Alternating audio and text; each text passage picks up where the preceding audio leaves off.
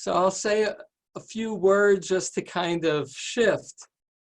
And that is, again, the teaching of Psalms has been for me a discovery in that each psalm is far more artistically woven than I had appreciated as a lifetime reader of Psalms. This class is the opportunity to take our time and to look at the choice of words, the structure, and to compare Psalms to each other. This morning is Psalm 15, which means we're at the 1/10 mark in terms of how many Psalms there are. The opening Psalms, particularly the first 40, are often ascribed to David. They are not necessarily written by David or for David, but David was a psalter. David was a singer of psalms of praise of God, and scholars today will debate when psalms were written. Some psalms, for instance, being in reference to a return to Zion, meaning after expulsion. But in a traditional mode, all psalms are David-oriented. The Talmud would say that psalms are to be read three-dimensionally, as a moment in David's life, as an expression of a time of the temple, and then as a time that transcends place and a particular time. Psalm 15, our psalm for today, is a psalm that I frankly know from my work doing funerals. It's not part of our liturgy, but it's one of those psalms in my rabbi's manual, along with Psalm 24. Psalm 15 and Psalm 24 are similar in that many scholars of the Psalms will call them entry psalms. And the question is an entry to what and whether it was actually used. So comment about that. It begins that way with verse 1. A psalm of David, Adonai, who may sojourn in your holy tent, who may dwell on your holy mountain. Not yet, in a moment, Eric. So in that regard, the opening verse seems to be a question to God. Who is worthy of entering into your sacred space? Nahum Sarna, a great Bible scholar, taught at Brandeis and is responsible for the Exodus commentary to the Jewish Publication Society commentary, which has been folded into our Eitz Chaim, has a separate book on Psalms in which he analyzes in one chapters Psalm 15 and Psalm 24. And he says this psalm could well have been used as a test by the Levites, or at least chanted by the Levites, when you got to the Temple Mount. Who is worthy to be here in the sacred space? And he, Nahum Sarna, who's a scholar of ancient literature, looks at those texts from Egypt and Sumeria, where to enter into the world to come, there was a template, a formula of moral qualifications. And yet, other scholars would say there is no historical evidence that there was ever a test to enter into the Temple Mount. In fact, one of the key sacrifices was a sin offering, which is to say, everybody was invited to pray. Everybody was invited to make an offering. This, as we will see in a moment, are 11 moral qualities that weren't necessarily a test in actuality, nor do we have any evidence that these qualities are part of the definition of morality that are to be employed in going to the pearly gates to heaven. So that's a little context for Psalm 15, popular psalm at funerals, but it's not necessarily about entry to the world to come. Instead, it's a description of what it means to be in God's favor. Or if you will, not unlike Psalm 14, in imagining from a human point of view, who is this God to whom I am speaking? What does the God to whom I address expect from human behavior? With that, let me read the psalm with the translations that I have crafted, and then I'll point out some of the artistic symmetry and say a little bit more about this notion of what this psalm says about God. A Psalm 15, which I've entitled Sure-Footed with Integrity. A Psalm of David. Adonai, who may sojourn in your tent? Who may dwell on your holy mountain? The person who walks with integrity, who acts justly and speaks truth of heart, who has not slandered with tongue, nor done harm to neighbors, nor wrongly shamed an intimate, in whose eyes a debased person is repugnant, but who honors those who are in awe of Adonai. Though swearing even with self-harm does not renege, who has not given money with interest, nor taken a bribe against the innocent, who acts thusly shall not stumble ever. So let me point out some of the artistry of how this psalm is composed.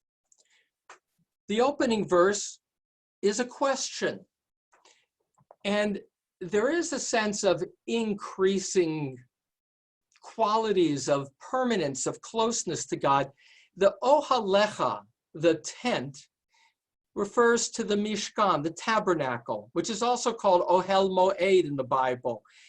A tent is temporary, and likewise the word in Hebrew, the verb yagur, sojourn, has more of a quality of a transient than an ongoing committed relationship. Who may dwell in your holy mountain?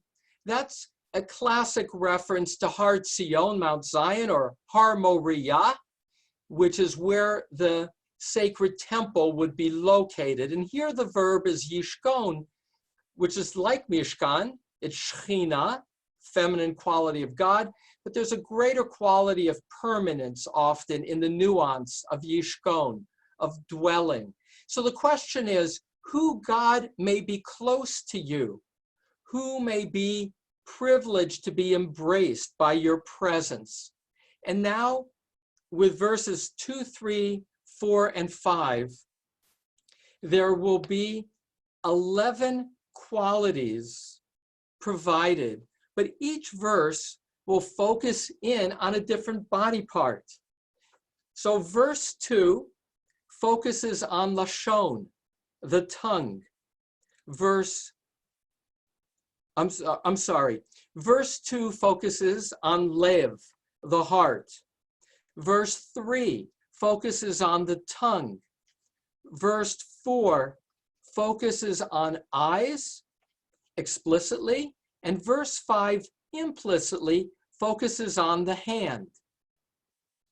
Verse 2, to start over, focuses on general qualities of mindset. That's the heart. Heart was understood as both feeling but also thinking in the biblical mode. So this is the mindset. What's that mindset? It's a mindset of tamim.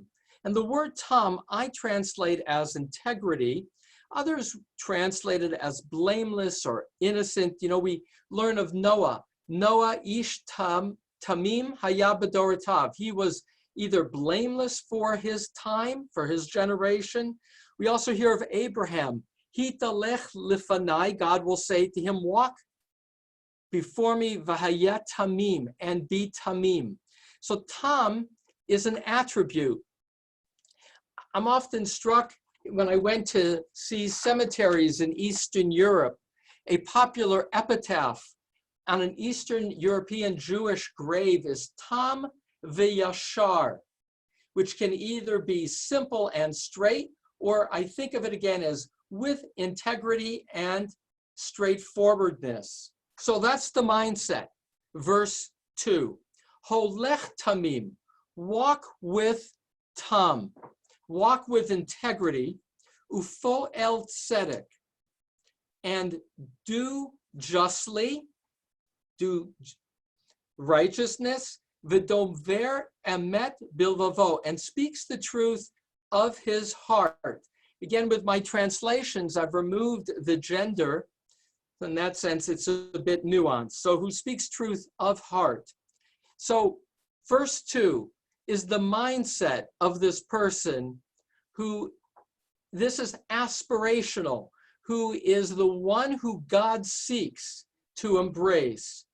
Verse 3, has not slandered with tongue. Rashi understands this as is not engaged in Lashon Hara, and I've chosen to translate verse 3 in the past tense. I've shared in previous classes, we have only two tenses in Hebrew, perfect and imperfect. Perfect is past to present, imperfect present to future.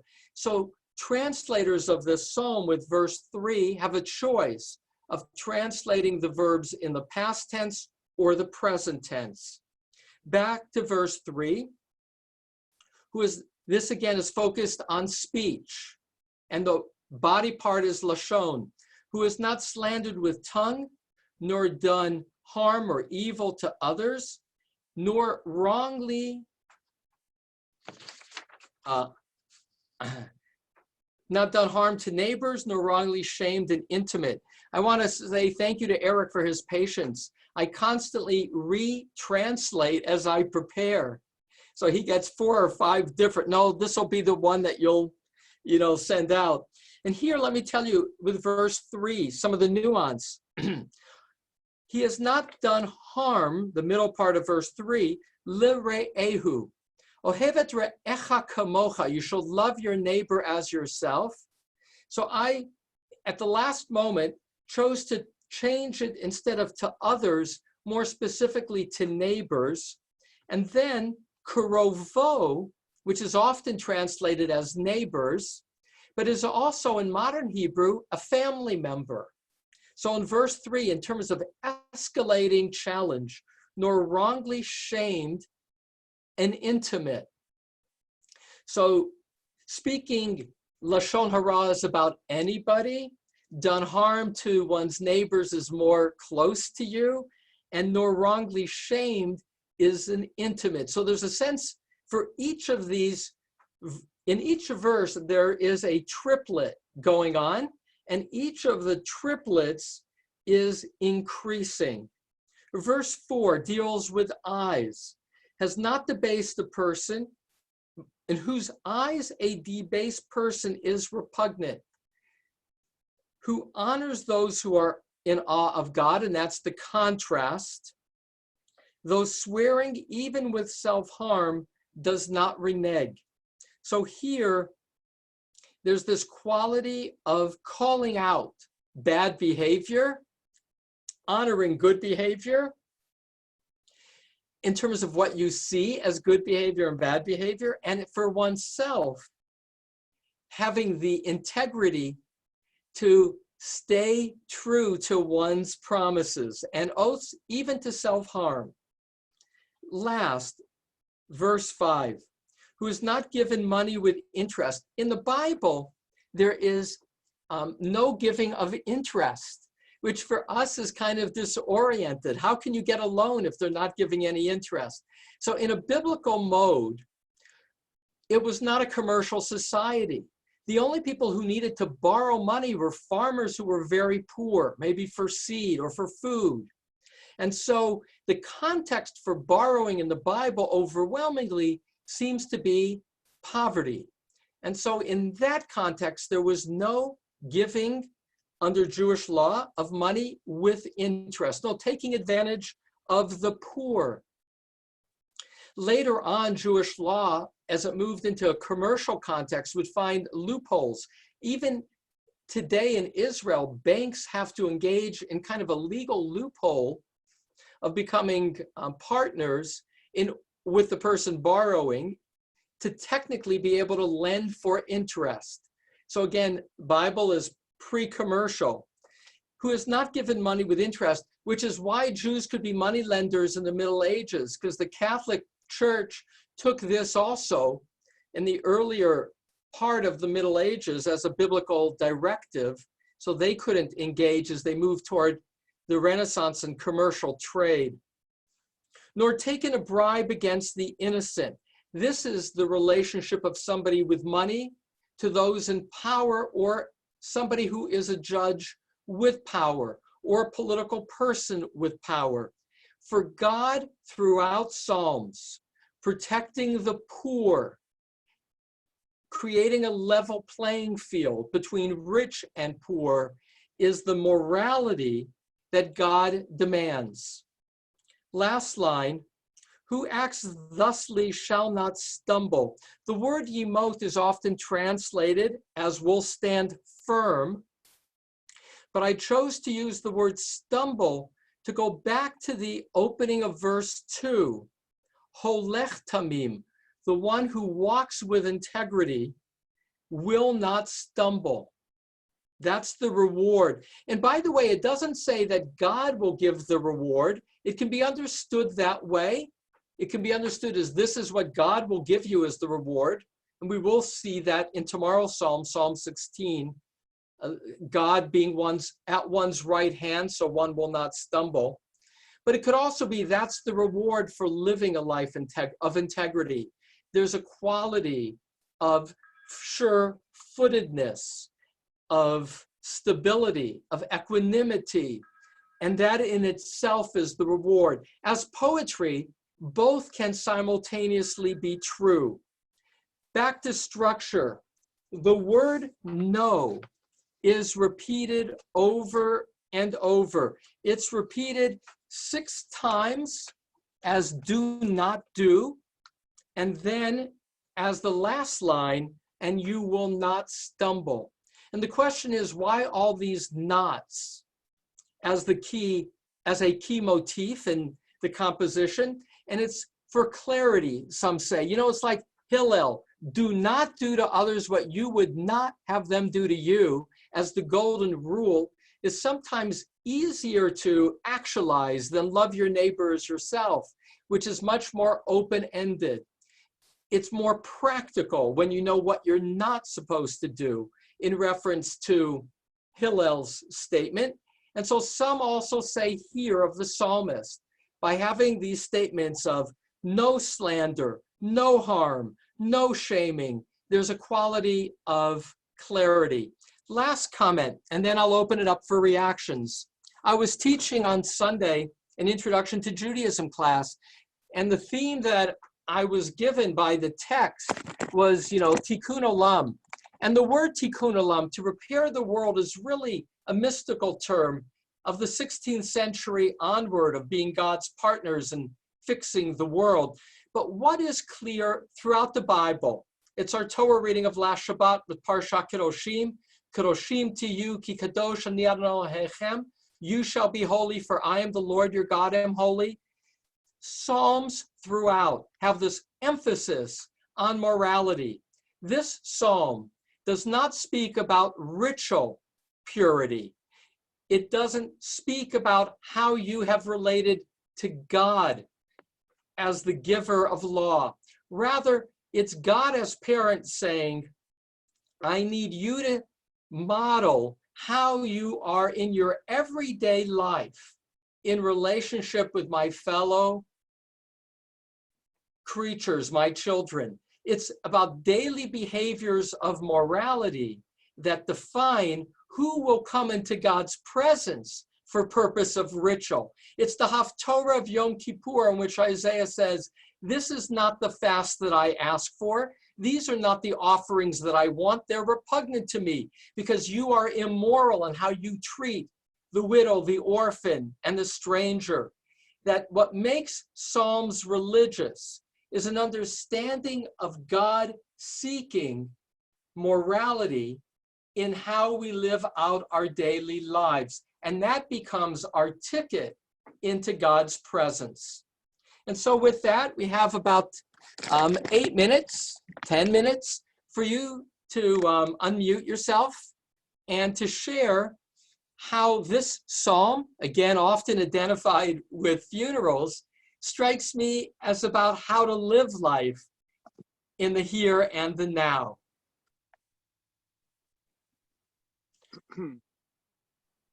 I have a question, Ellie. Yes, Jay. Hi, good morning, Boker Tov. Boker Tov. At what point during the funeral would you recite this psalm? I'm curious because I must confess I have not been to many funerals in my life. I have conducted a few, but can probably count them on the fingers of one hand. But so at what point would you read this psalm? So Jay asks, at what point would Psalm 15 be read? It's often read at the very beginning.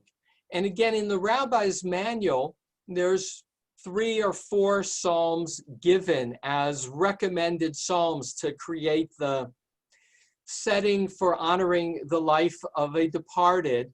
Psalm 15 is one of them that I commonly give to the family to read. And it's a way of honoring through psalms. My loved one lived a life of integrity. They were a good person in their daily life.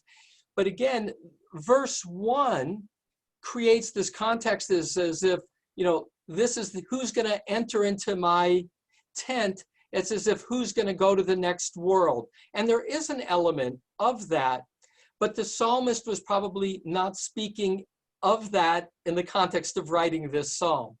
This is about who's worthy or not worthy. Who is it that God seeks to embrace? That's a nice way to frame it. It's aspirational. Once again, the temple is for everybody. It's for the sinner to bring the sin offerings. But we are to be reminded in coming into God's presence of who we would want to be at our best. And the Talmud in Makot will say these 11 qualities of verses 2, 3, and 4 and 5 define moral behavior. One last piece, and that's what I love about verse 5, because what it leads to is not a mindset, but what you do with your hands. Again, this is somebody with resources who doesn't take advantage of the poor person. And hand is implicit in 5. And that's also part of the nature of the biblical mindset of it. What does God want? God wants deeds that are worthy of tending to the needy. Ellie. Yes, Rabbi Podwall. And I had something I wanted to share with Rabbi Podwall in that regard. So go ahead. Verse 2, Tamim. Who's speaking? Huh? Who's speaking? Shalom Podwall. Oh, it was Rabbi Podwall. I did recognize your voice. Go ahead. It says Holech Tamim, and you said that as in Noah's an Ish Tamim who walked with God. Right.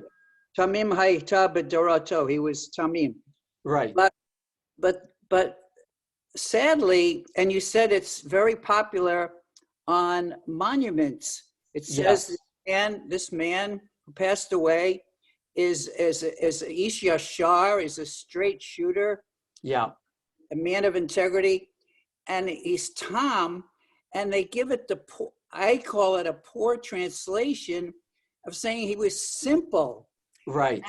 And simple is not a positive, doesn't connote a positive quality. I'm wondering why they don't translate it, upright. Instead of simple, even at the Passover Haggadah, Passover Seder, the child is a simple child, and this whole concept of being a person of integrity is lost. I'm glad you raised this issue of how Tom often gets translated as simple. So as Rabbi Podwall notes, the 4 sons, the one that's usually called the simple son in Hebrew, he's a tam. Interestingly, in that regard, as you probably know, Rabbi Podwal, in the Hasidic commentaries, he is often seen as the most elevated of the four sons, the tam, and that he's unpretentious. He's simple in terms of he's, direct. He asks his question without any pretense. So tam, at least, and even more in the Hasidic tradition, which is true for those headstones, because they're often in the context of Eastern European Hasidic tradition, is elevated to somebody who is unassuming, unpretentious, without ego, if you will. Though, to the first part, in terms of the quote regarding Noah, Noach ish tamim, he was tam, lidorotav, for his generation, which is also to say that the word tam is not necessarily an absolute. It's have integrity relative to the time and place in which one lives. It's in that sense never pure. It has this element perhaps, at least in the way it was used with Noah, of a relative quality.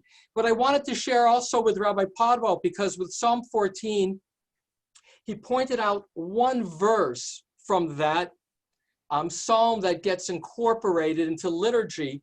Here, note that verse 4 gets incorporated into our Rosh Hashanah repetition of the Amidah, in whose eyes the debased person is repugnant, but who honors those who are in awe of Adonai, though swearing even with self-harm does not renege.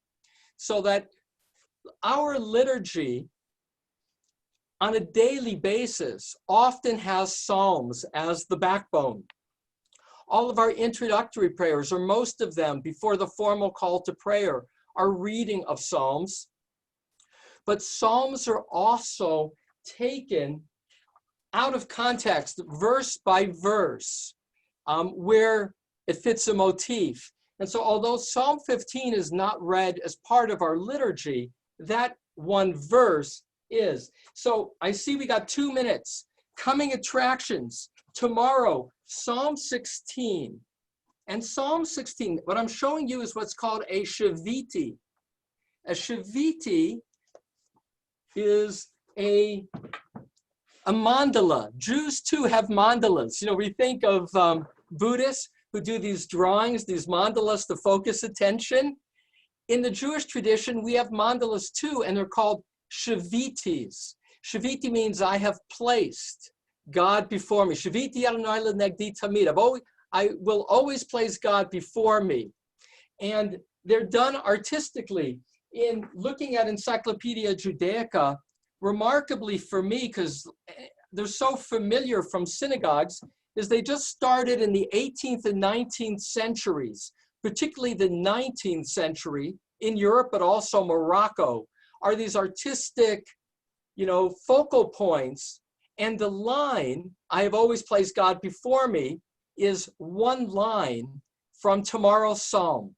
So it'll be, I already prepared it. I'm excited to share with you tomorrow how that one line and why that one line, which is mentioned in the Talmud as well, becomes, if you will, the focal point for the mindset of prayer that will then become an artistic expression in our tradition.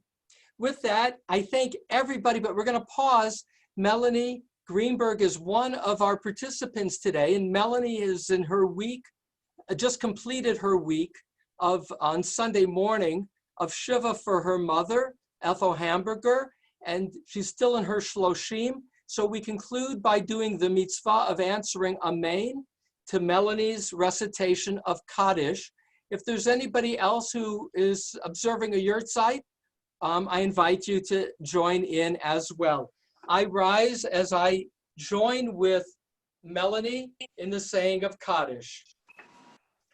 Yitgadal v'yitkadash shemei rabbah v'alma divra kirutei yamlich malchutei בחייכון וביומכון וחיי דכל בית ישראל בעגלה ובזמן קריב אמרו אמן. יהי שמי רבא מבורך לעולם עמל מיה יתברך וישתבח ויתפאר ויתרומם ויתנשא ויתהדר ויתעלה ויתהלל שמי דקודשה יברכו לעילה ברכתה ושירתה תושבחתה ונחמתה דאמירם ביום ויאמרו אמן. יהי שלמה רבא מבורך לעולם עומד עלמיה עושה שלום במרומיו